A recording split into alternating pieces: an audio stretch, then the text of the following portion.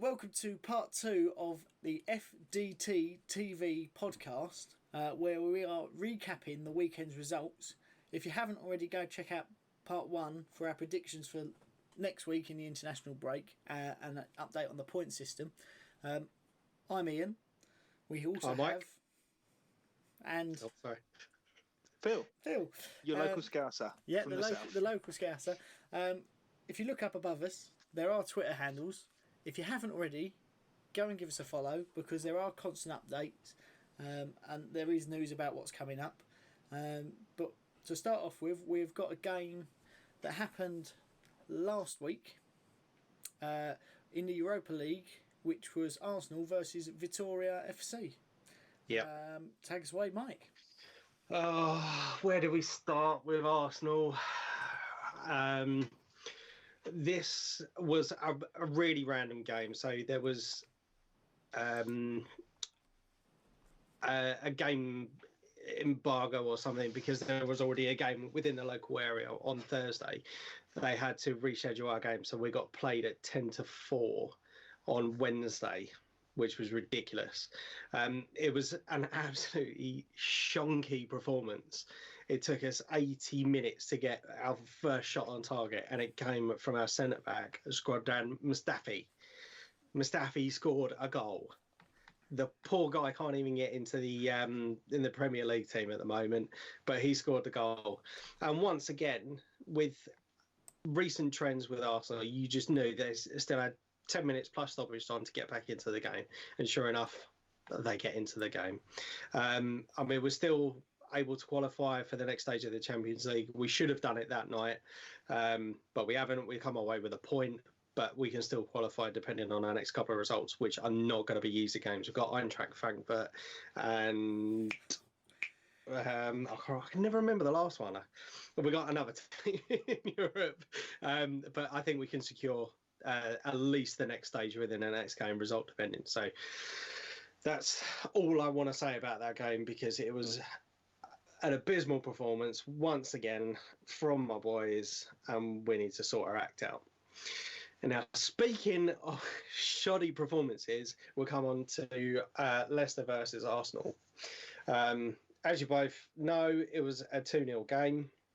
I could see the result coming, as in my predictions I stated last week. I thought we would get a goal. We did have a goal, but it was chalked off because of offside.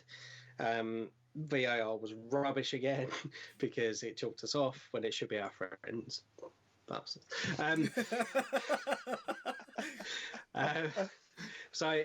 Just like with the last game, I'm just sounding like a broken record at the moment. It was another performance. We had one shot on target all game. One shot on target. With the players that we've got on the pitch, we should be doing a lot more. And I'm starting to get really agitated about how we're performing recently. Ozil had another start in the Premier League, which is good. He was rested for the game in Europe, but he had another Premier League start. And you know what? I actually felt sorry for him in this game because I thought he was outstanding. You could see a couple of times that he was within clear positions. Ian, we spoke about this a couple of weeks ago, where it was the same with Pepe. He was in space, waving his arms around, and you could see him start to get frustrated when people wouldn't pass him the ball. It was so aggravating because I think had we got him more involved in the game, I'm not saying that we would have won it, but I definitely think we could have made more chances. One thing I have noticed recently is with the squad selection, there are a few people or a few podcasts and stuff that I've been listening to where they talk about Unai Emery making that one decision where you know you're just going to look at the squad and you're going to go, what the hell are you doing? And for me, that was Pepe. He was on the bench, come on in the second half around about 75 minutes. Didn't really have, I think by that point we were already 2-0 down, and he just didn't have enough time to impact the game. We went with a completely new formation that we haven't tried. Coming up against an informed team. I understand why he did it, because he wanted to kind of bolster up the defence, but it just didn't work. It didn't work at all. We played 3 at the back, 2 wing backs, 3 in the middle, and then Lacazette and Aubameyang up top. But again, they weren't getting the service, and we made a complete pig's error out of it. As I said, I'm starting to get really frustrated with how we're playing at the moment. Loads of people are saying we need to get a new manager. Some people are saying we need to give him time. I just, for us, it's going to be the difference between paying £6 million to pay a manager off, or paying 40 to 60 million pounds to what we would get in the Champions League. And I've got to be honest, I think we're already done. We ain't going to get top four. Even if we went on an incredible run now, I think we'll still be pushing it against the likes of Chelsea, Leicester, Man City, even Sheffield. Sheffield are playing out their skins at the moment, but I just don't see anything coming from us at the moment if nothing changes. Jose Mourinho, Jose Mourinho. And do you know what's the sad thing? I was reading today that he has got some backing until the end of the season. Yeah, that's what I've seen. But isn't that... apparently the board have come out and said he's got at least until the end of the season. I think that's a bit like Pellegrini though. He's got the faithful backing from the board, and it's usually a week or two later that they're gone. See, I think this would have been a perfect time if you wanted to make changes. It gives for the people that haven't gone on the international duty the chance for a new manager to come in. I don't know who I'd want as the new manager, but I'm sorry, I do want someone different. I do. I haven't. Unai Emery was talking a couple of weeks ago about how competitive he's made Arsenal. If you look at the Arsene Wenger's last few stats. His stats for his last 50 games, to looking at where Unai Emery has performed for his first 50 games, he hasn't made us more competitive. We're actually doing worse than when we were under Arsene Wenger. And you can see that right here. It is ridiculous. It is ridiculous. I don't know how he can come out in his press conferences and say, oh yeah, these tactics are working, we played to the game. What, so you wanted to go out and you wanted to draw the game, or you wanted to go out and you wanted to lose the game? Come on, give me a break. Bad enough. Bad enough. But why start off with the same when he played us earlier in the season? He played with a trial or a experimental formation against teams that are going to press you, are going to attack you, and are going to get goals. Is he going out trying things knowing that he's going to lose? Well, quite possibly. I think he's potentially trying to stem the blood flow, shall we say? But we've got the players to attack. He's not been using the correct players in order to attack, and we're getting absolutely buggered at the back. Can I make a suggestion? There's certainly one manager I'd like to see have a go at that job. That's not Jose Mourinho. It's Big Sam. You're going to be solid at the back and hard to beat, and then going forward it becomes much easier, especially with the quality you've got in that team. But also today, there is a manager who I see as the king of the Championship, who I think could do a job with you, and that is Neil Warnock. He's left Cardiff by mutual consent today, so maybe he's coming. I see the anger in your eyes then. What do you mean, Neil Warnock? What do you mean? We spoke about this. I think it was either in the last podcast or we talked about it face to face. Is that I'm sure the likes of Big Sam, Neil Warnock, David Moyes. No, Jose? No, I can't remember. Sean Dyche. Even Sean Dyche. I mean, Sean Dyche. Sean Dyche. Given the opportunity, do you know what? I actually genuinely think that they could do a job at our club. But it's, as we discussed before, it's not the stellar name. And I know there have been names that have been bandied around recently, i.e. Jose Mourinho, Allegri, and who was the other one? Barcelona manager. Yeah, Luis Enrique. Yep. But I think one of the problems that the players are having is that they're struggling to understand the instructions of the manager. So why then bring in someone else potentially with that caliber or with potentially that language barrier, which again, you're jumping straight out of the fire into the frying pan. Do you know what I mean? Yep. Yeah. Do you need a complete rebuild and structure as a club? A manager who's going to come in and not just build your first team, but your youth team and all the way down to the academies, just to then bring in a new philosophy, a new plan that you can all get behind? Yeah. No, I don't. I just think we need someone to give the first team an absolute rocket up the backside because they're underperforming. We've seen the standouts for us, I think, this year have actually been the youngsters. Granted, a couple of them, or certainly Gabriel Martinelli, he's, as I said last week, he's been an absolute shining light for our club. He has been phenomenal. Yep.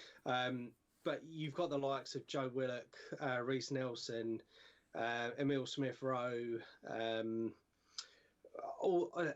Bukayo Saka. They've all done well. Yep. I think what Arsenal need to do is learn the lessons from Manchester United. Because I think that Alex Ferguson and Arsene Wenger were two class managers for a very long time. Okay, Arsene Wenger had a few blips towards the end and lost the fans a little bit, but they were both managers who run the club from the top down. And that's not the structure of how football clubs are run anymore.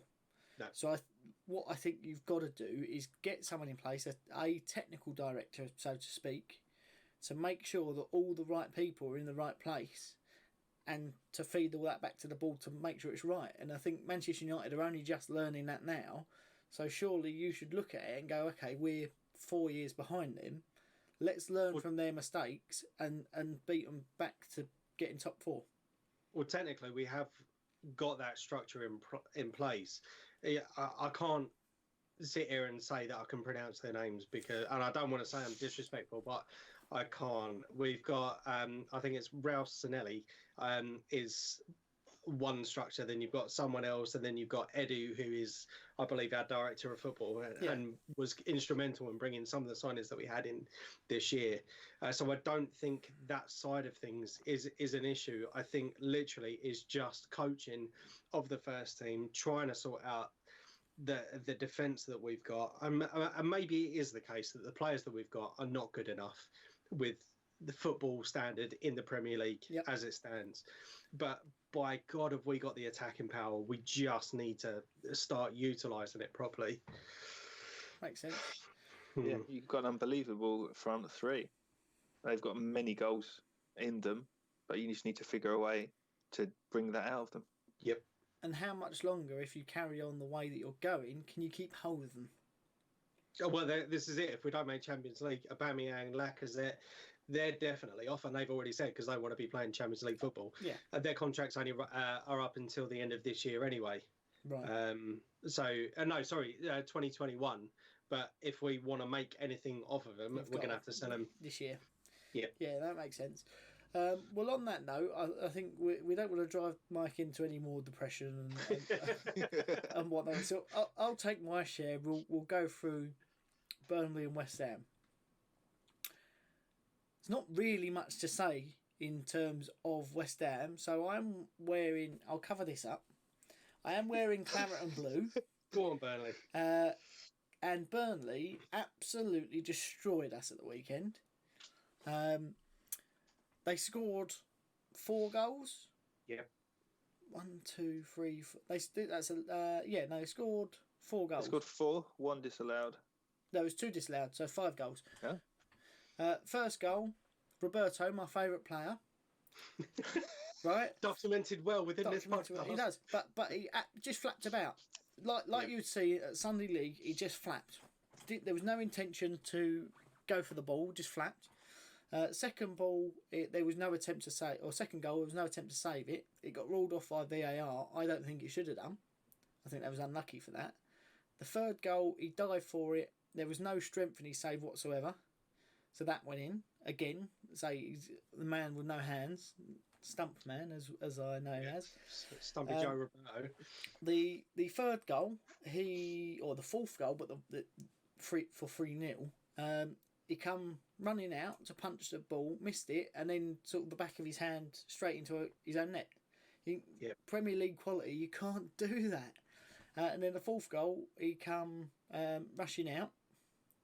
He fell over. Ben Mee was having his shirt pulled by, I think, Aaron Cresswell. It should have been a penalty, but they just disallowed it disallowed the goal and gave us a free kick. So I think they was unlucky for that. Quick stat for Roberto: he's played 6 for West Ham. Conceded. We've won 0 games out of those 6. We've drawn 2 and lost 4. Now this is where it comes. The interesting bit comes in, because goals scored per game is 1. So that's not changed a lot, and you'll see why in my comparison shortly. But the games conceded has gone up to 2.17 per game since he's been in goal. With Fabianski, who's also played 6 games, we've won 3, drawn 2, and lost 1. We've only just scored a few more goals per game, and that's 1.33 rather than the 1. But we've also only conceded 1.17. So we're conceding a goal a game more.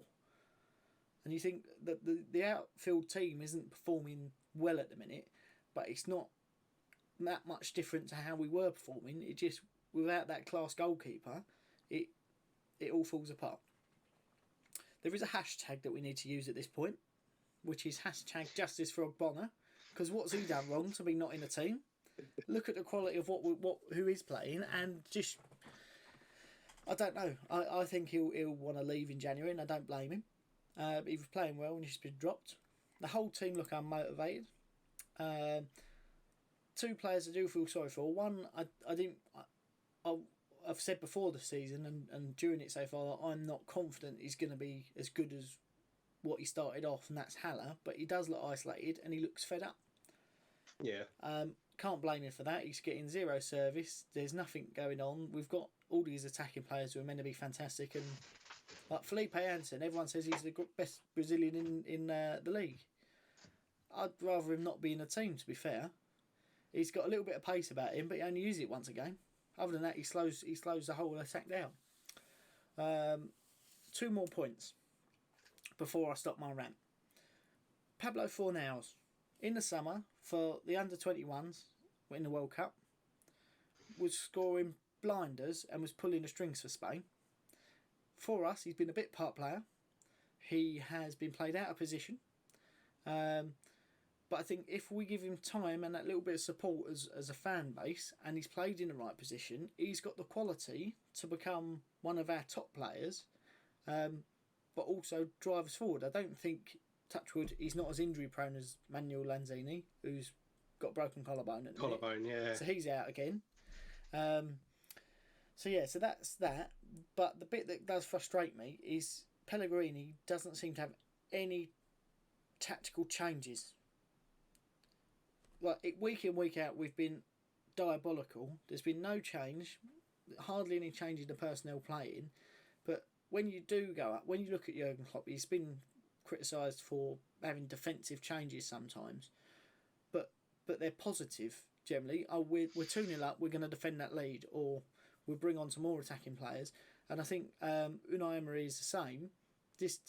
During the game, there's no change. It's right, this is a system we're going to play, regardless of what's happening, and we're going to make the same substitutions, and they're not going to work week in, week out. And it just makes you look silly.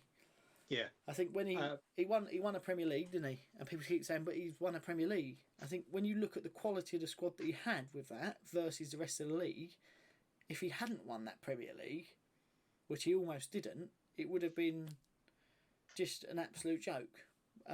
So I'm going to say, get him out. Pellegrini out. Unai Emery in. No, I don't want him in. I have him, mate. No. You have him. We'll have a swap. Continue. We'll have a swap. But Brendan Rodgers, he turned us down in the summer to go to Leicester, and I don't blame him. I think Leicester have got a better squad and a better build up around West Ham at the moment. Yep. But I think he would have done us a job.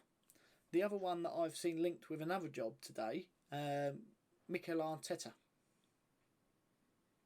So he's been linked with the Everton job. I would like to see him at West Ham. I think he could potentially do a job there. Give him a chance. Or the other one, who has been linked, Steven Gerrard. Now, see, I don't think he would be interested. I think there's only one team in the Premier League he would be interested in going to, but I think that job's going to come and go very quickly. Do you know what's funny? Sorry to cut you off there. Go on. It's that two of those managers I've seen in the betting odds that we've their prices have fallen for both of them, and that's Mikel Arteta and Steven Gerrard. Yeah, but Arteta seems to be doing a job for Man City. Well, apparently we were really close to having him as our manager in the summer. Yeah, and I think I think give him a chance, let him prove it that he can do it. He's learning under one of arguably the best manager in the world. Yeah. But Steven Gerrard has made Rangers competitive again. He's made the SPL competitive again. So, I mean, he's in the same category, isn't he, as Frank Lampard at the moment.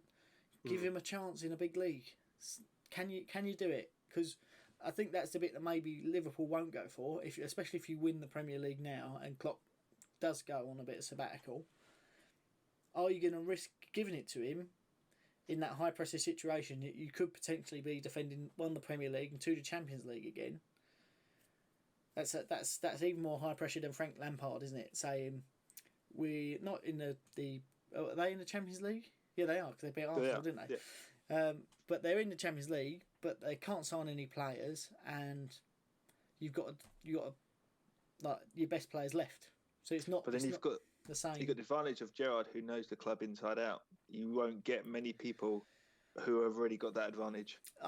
Yeah, I say point taken, but I still think it's a very high pressure. Especially, I think the SPL is much different to the Premier League. Can you really see Gerrard going halfway through a season?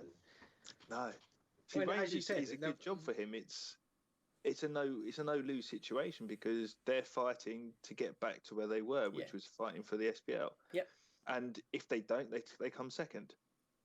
And that's where they'll be if they do lose anyway. Yeah. So he can't really lose there. But if you look at the way Rangers are playing, they are playing very similarly to Liverpool at the moment. And I think West Ham have potentially the quality in the players to do that. They're just unmotivated. They're unmotivated. They lack of fitness. I mean, this is what David Moyes changed. You are going to run. If you're not running, then you're not playing. And we've got back to that slump now where the effort's gone. And the fitness doesn't seem to be there. And you think, well, we're just going in circles.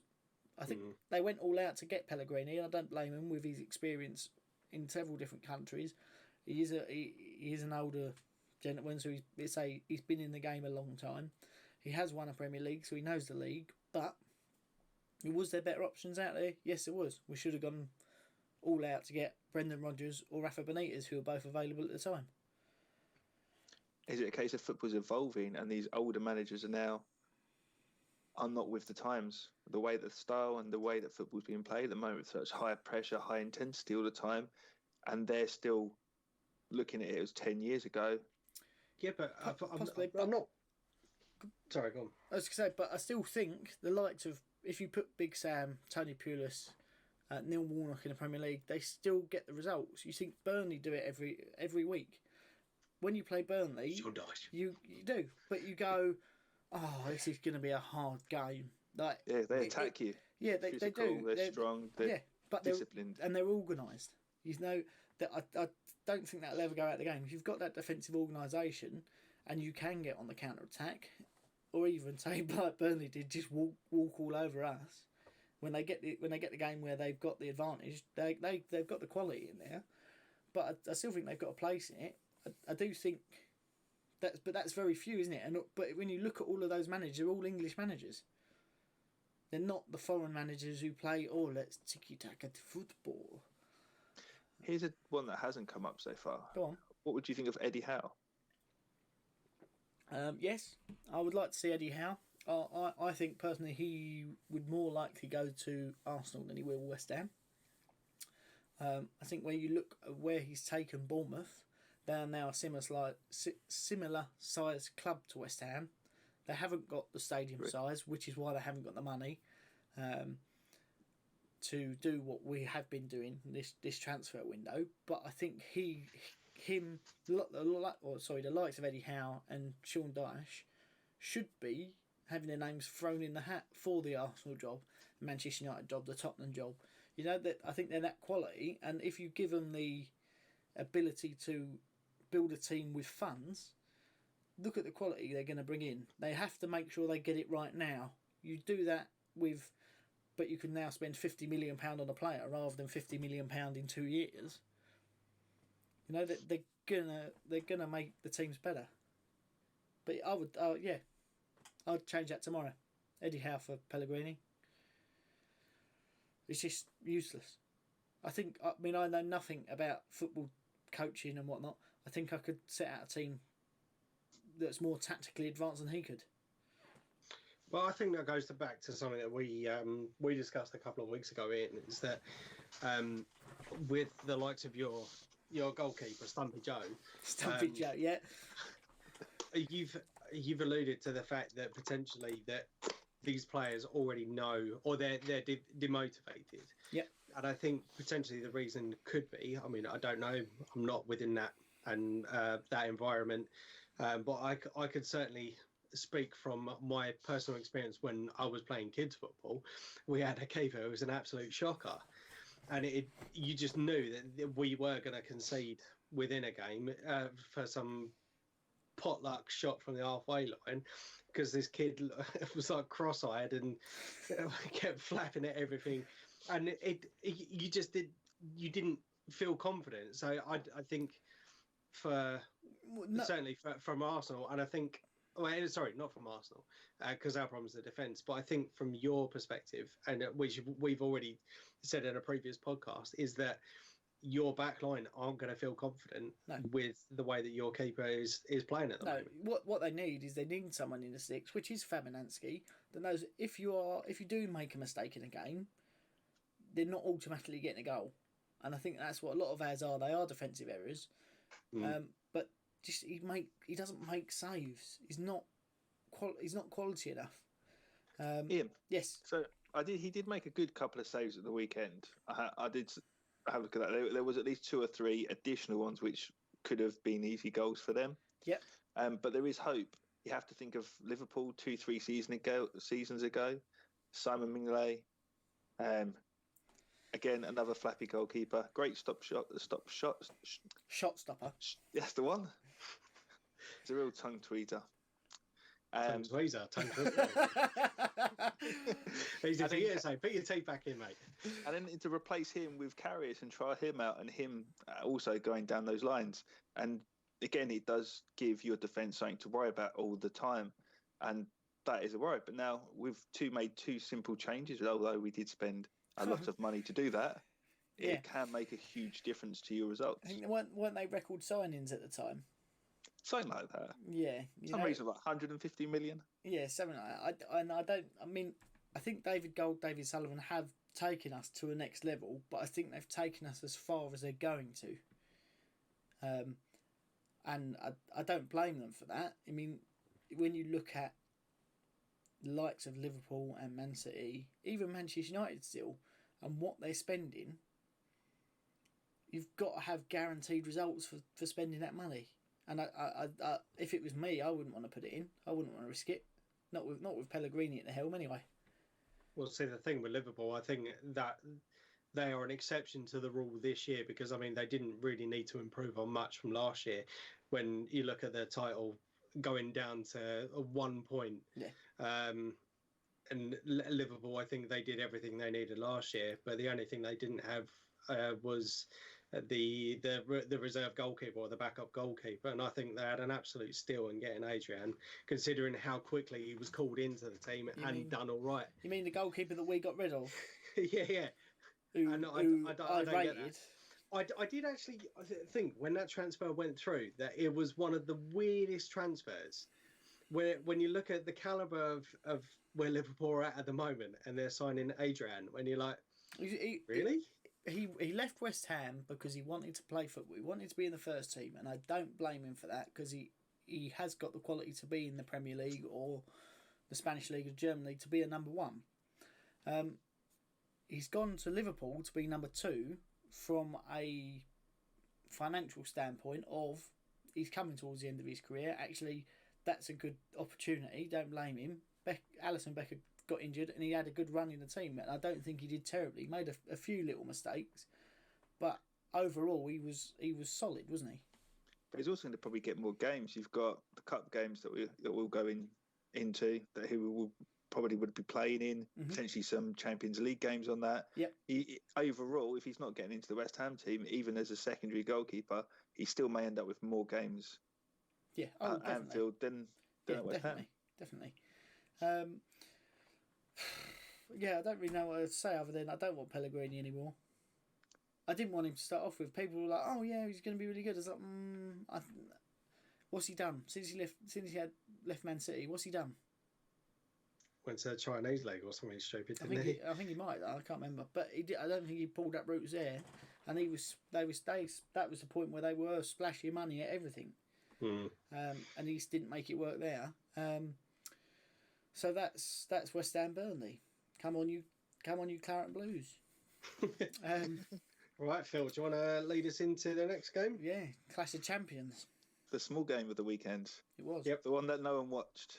Yeah, it was. And everyone. It was no day. It was no day for Southend, was it? Come on. No. Let's be honest. Come on, Sol, sort it out. There's no result here that no one predicted.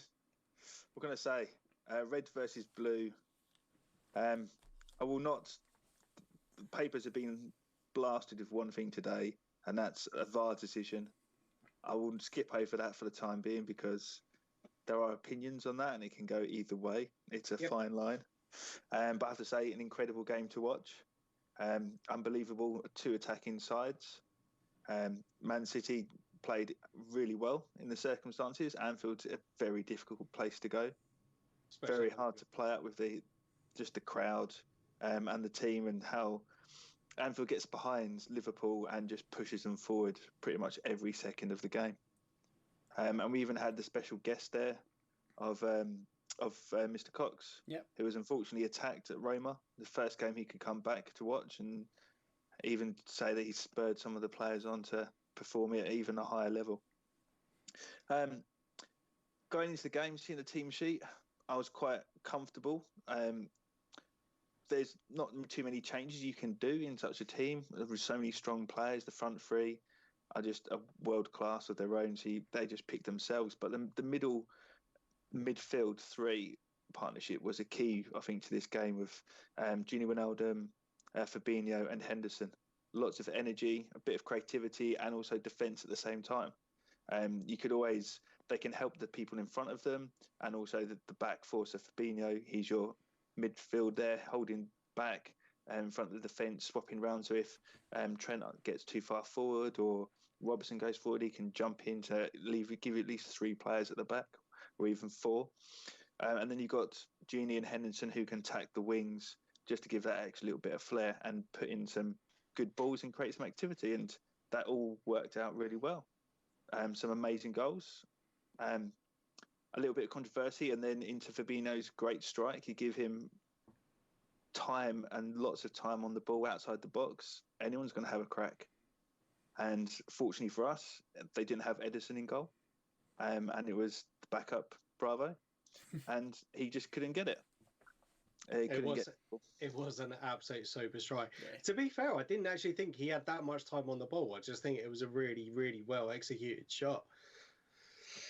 Had plenty of time on the ball. There was no Man City players reaching him. There was, I think, Gundogan, who cleared the ball, was in with his defenders in front of him, and the rest of the midfield was still halfway down the pitch. They weren't even coming back to try even challenge him. So he had a good 3 to 4 seconds there to take the ball, take a touch, understand what he wants to do, and then set up a wondrous strike.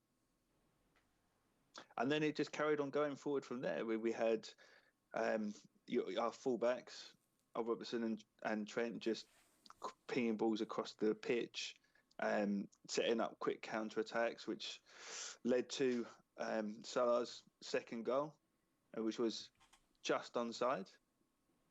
VAR checked this one out and was unlike Sheffield the day before. This was probably the other way, an inch onside. Yeah. For a lovely, classy header into the corner. And that's the thing with Man City's pickup is at the moment their defence is how can you deal with the fact that they haven't got Laporte and the fact they lost Vincent Kompany, probably the strongest player on their pitch, the leader of that team. And their defence really just didn't know what to do for a lot of that and made life easy for us. As we kept on, or when we could attack, we attacked, and we had so many options and quite a few chances, and it could have been a better scoreline. But then it could be better for City as well. They did play marvellously well. They attacked us. Sterling was giving Trent a lot of troubles on the wing, putting great balls in. And unfortunately, there's some sort of curse on Aguero at the moment. 10 visits to Anfield with no goals whatsoever. I had that match of the day. And he was so close on a couple of occasions as well. He just can't find the net at Anfield. No, it literally inches away from getting his toe to the ball to poking an easy goal, or just a foot wide of the post. Incredible, but to come away with 3 points is unbelievable. It just solidifies the run we're on at the moment, and it just at this time of season it's an extra boost because we have got the international break coming up. Yes, a lot of our players will be playing away, more games on them, not getting all that rest. But then we've got such a difficult December coming up, which is going to really, when we come to sort of mid-January, we'll definitely know what sort of title shape we're going to be in. I think it was very articulately done there. It was. You can tell he's he's not a scout, really, is he? Essex boy, true and true. What I think was apparent was a point that we've made talking about the West Ham game. I personally think Manchester City, since losing the Port, have looked nervy anyway.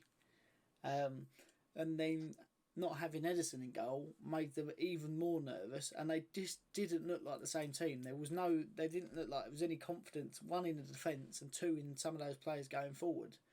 The only two players who I think stood out for me in that game for Manchester City were Raheem Sterling, who was trying to grab that game by the scruff of the neck and make things happen, and Bernardo Silva, who tried but just wasn't getting any assistance. I think people say about how good De Bruyne was.